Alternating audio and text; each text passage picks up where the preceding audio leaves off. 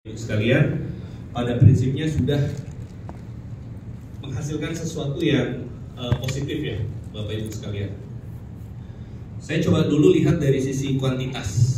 Jadi kalau boleh saya sampaikan di sini, kurikulum Merdeka itu untuk satuan pendidikan, seluruh satuan pendidikan ya, Bapak Ibu sekalian, baik itu pendidikan formal maupun non formal, artinya termasuk juga SKB, PKBM gitu ya. PAUD dan TK gitu ya, itu seluruhnya kita sudah mencapai sekitar 84,16% satuan pendidikan yang mengimplementasikan kurikulum Merdeka di seluruh Indonesia. Nanti mungkin Bapak Ibu bisa berefleksi sendiri untuk satuan pendidikan di bawah binaan Bapak Ibu, apakah misalnya yang di sekolah luar biasa ataupun mungkin yang di SMA gitu ya, sudah berapa persen gitu ya, apakah berada di atas atau di bawah. Tapi kalau kita melihat satuan pendidikan formal itu dalam artian SD, SMP, SMA, SMK, dan SLB, itu angka satuan pendidikan yang sudah mengimplementasikan kurikulum Merdeka itu sudah lebih dari 95%, Bapak Ibu sekalian. Atau kalau boleh lebih detailnya sekitar 96,15% kalau tidak salah ya.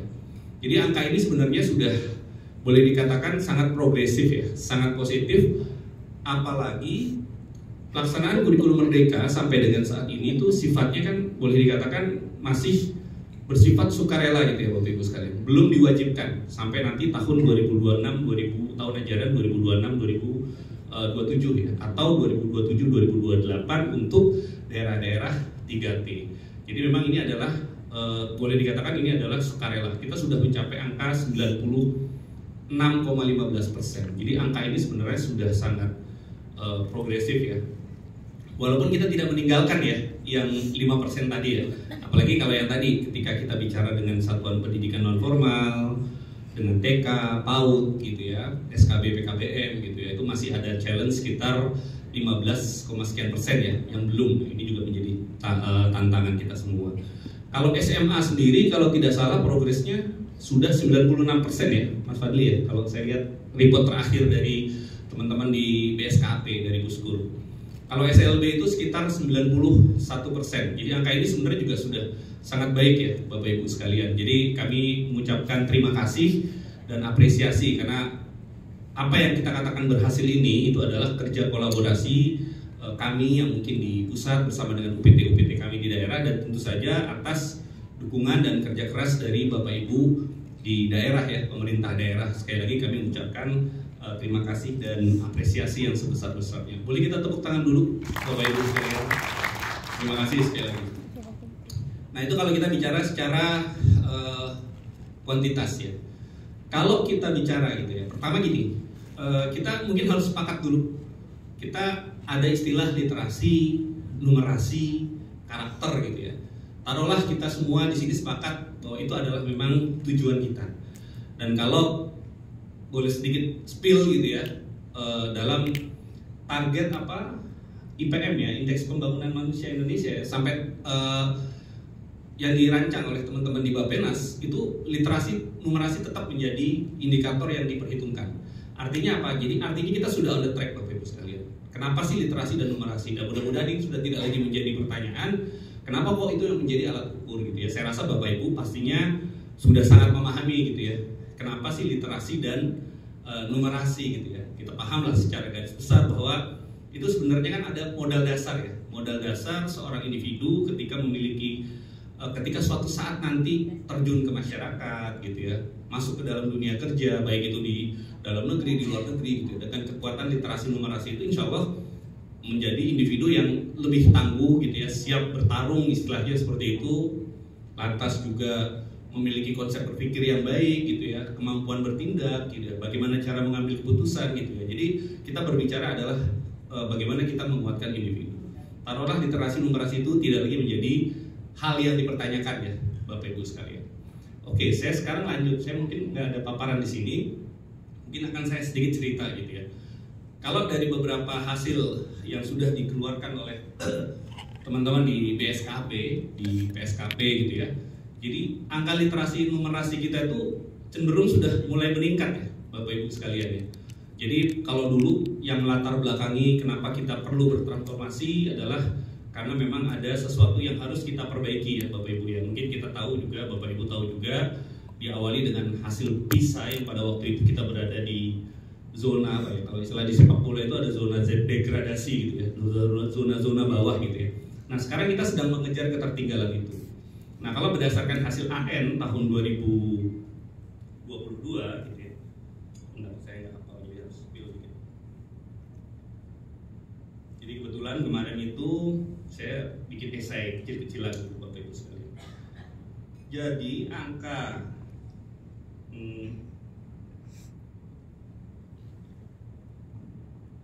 untuk literasi, persentase siswa yang mencapai kompetensi minimum, kita taruhlah awal kemarin kita ada tahun 2021 ya, kita mulai menerapkan kurikulum merdeka, itu sudah meningkat dari 53% di tahun 2021 menjadi 67% di tahun 2023. Artinya kita sudah on the track.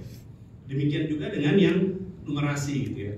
Numerasi di 33% di tahun 2021, di tahun 2023 ini sudah mencapai 60%. Jadi memang ada peningkatan Bapak Ibu sekalian untuk sekali lagi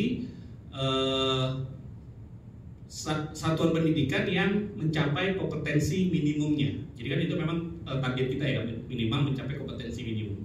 Jadi meningkat dari 53% di tahun 2021 untuk literasi, dan untuk numerasinya meningkat dari 33% menjadi 60%. Sekali lagi ini angka yang positif ya Bapak Ibu sekalian terhadap apa yang sudah kita perjuangkan selama ini untuk bagaimana kita memperbaiki keadaan, kita melakukan pemulihan pembelajaran, belum lagi kemarin kita terdera oleh COVID misalnya ya, sehingga banyak perjuangan yang memang harus kita lakukan. Jadi sekali lagi ini kami apresiasi hal positif ya, yang saya pastinya ini adalah dukungan atau kerjasama dari seluruh pihak.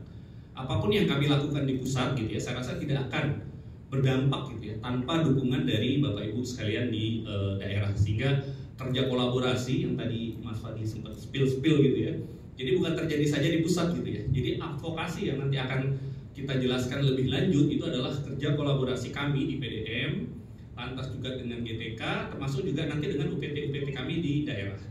Dan juga kehadiran Bapak Ibu di sini juga menunjukkan bahwa ini adalah kerja kolaborasi yang tidak terlepas dari peran pemerintah daerah. Mudah-mudahan ini menjadi bagian yang kuat ya Bapak Ibu sekalian. Namun gitu ya, namun ya, ada namunnya juga.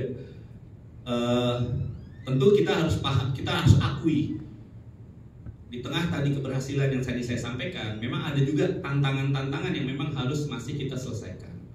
Yang pertama secara kuantitas ya, secara kuantitas tadi masih, kalau kita melihat secara keseluruhan ya, masih ada sekitar 15,sekian% yang belum menerapkan kurikulum merdeka. Nah ini mungkin yang juga nanti mohon bantuan advokasi dari Bapak Ibu sekalian.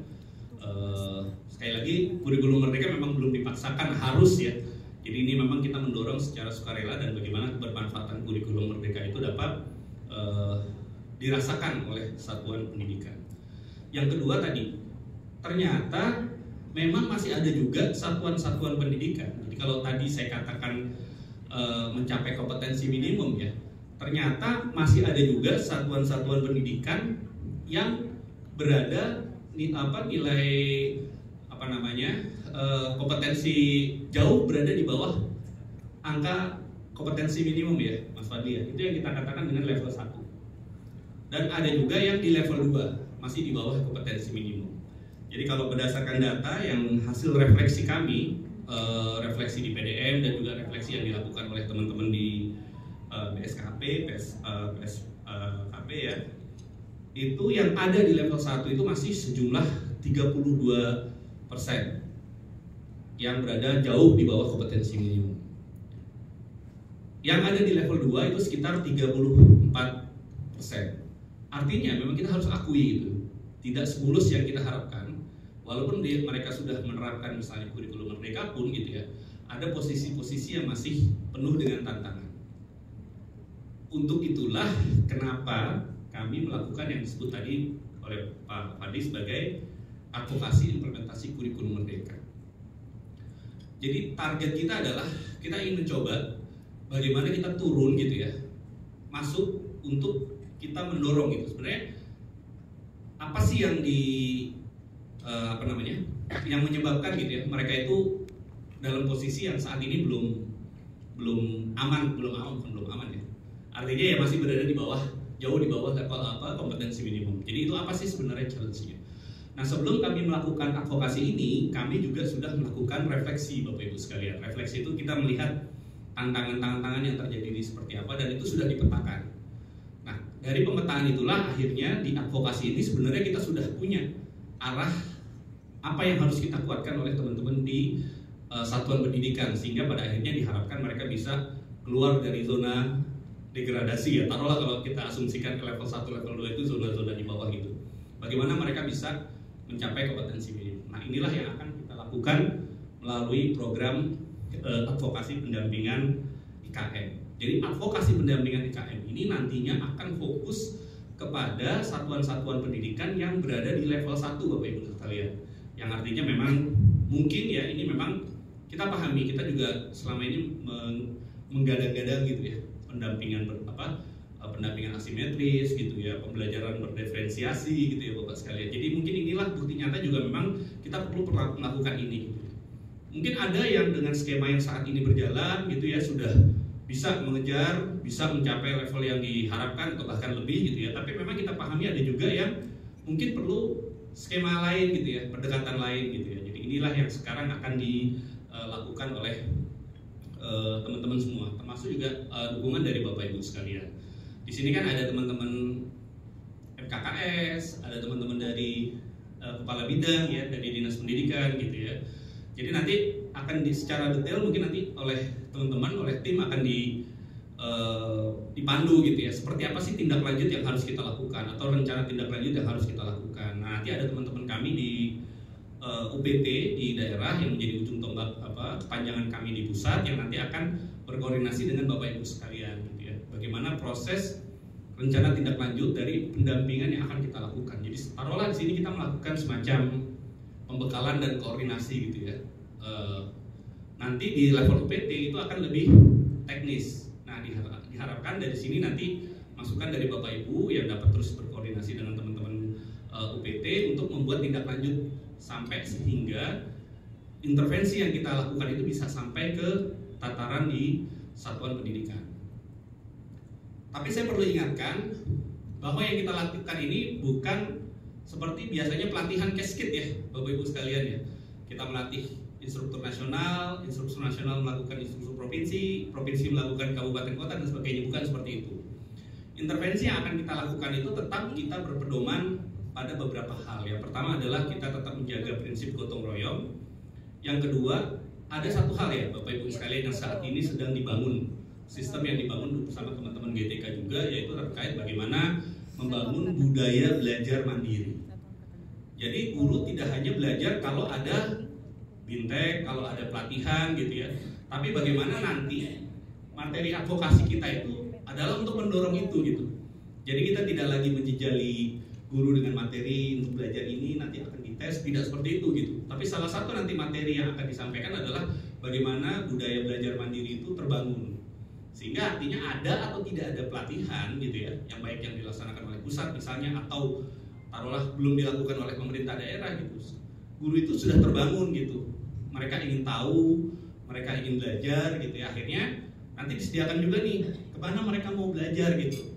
Jadi itu seperti itu ya, mungkin nanti akan secara garis besar ya Bu Rina ya, Mas Fadli ya, apa yang akan dilakukan di RTL ini. Jadi sekali lagi pendampingan yang kita lakukan, iya kita melakukan pendampingan, tapi tetap kita juga menjaga nilai-nilai gotong royong, nilai-nilai kemandirian dari satuan-satuan pendidikan kita. Nah itulah mungkin boleh dikatakan cara baru ya.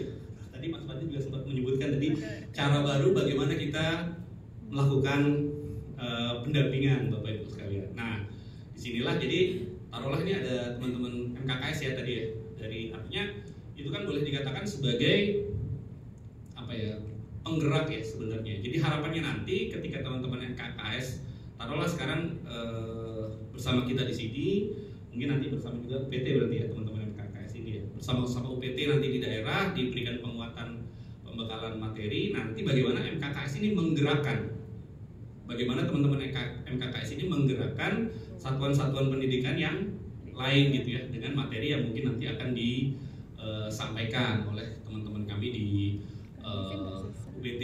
Seperti itu kurang lebih gambarannya secara garis besar. Kenapa sih perlu ada pendampingan atau advokasi terkait dengan implementasi kurikulum merdeka? Ya, kita sedang menyasar satuan-satuan pendidikan yang masih berada di level 1 ya Bapak Ibu sekalian. Jumlahnya kalau skala nasional berapa? 37.000 ya atau 41.000 ya? 34.000 ya? 30 masih 41 ya. Jadi ada sekitar sekian lah Bapak Ibu sekalian yang masih berada, tadi sudah saya sebutkan ya, 32% atau untuk level 1 dan 34% untuk level 2. Jadi ini adalah tantangan, challenge kita, tapi kita tetap optimis ya. Saya rasa dengan dukungan dari Bapak Ibu sekalian, dengan satu visi dari kita ya, bagaimana kita menguatkan pendidikan, baik itu di provinsi maupun di bawah binaan kabupaten kota gitu ya, untuk SD, SMP dan pendidikan non formal gitu ya. Insya Allah apa yang kita harapkan untuk pendidikan yang lebih baik itu dapat terwujud, insya Allah Bapak Ibu sekalian. Mungkin itu ya secara garis besar dari apa yang saya sampaikan. Jadi secara umum kita sudah melihat hal yang positif dari apa yang kita lakukan selama ini, terutama terkait dengan pelaksanaan kurikulum merdeka. Tapi memang kita pahami tidak ada yang sempurna ya, pasti semuanya berproses. Demikian mungkin dari saya. Saya ucapkan terima kasih sekali lagi Bapak Ibu atas hasil yang sudah dicapai saat ini adalah kerja kolaborasi bersama, dan semangat selalu. Semoga kita diberikan kekuatan, kesehatan untuk selalu berkarya, memberikan yang terbaik untuk anak bangsa. Selamat berpartisipasi aktif. Ini sampai Rabu ya, insya Allah. Oh gitu, sampai Rabu ya. Baik. Ini langsung dibuka atau mau gong? Nah, jadi kita izin ya Bapak Ibu sekalian, karena biasanya nggak pernah dikasih gong nih. Saya nggak tahu. Luar biasa ya. Oh, karena ada sekolah luar biasa tuh, keren banget ya. Sekali lagi. SMA juga luar biasa loh. Aduh. Oke, kita buka sama-sama ya Bapak ya. Atas izin Bapak Ibu semua, saya izin pukul gongnya ya Bapak.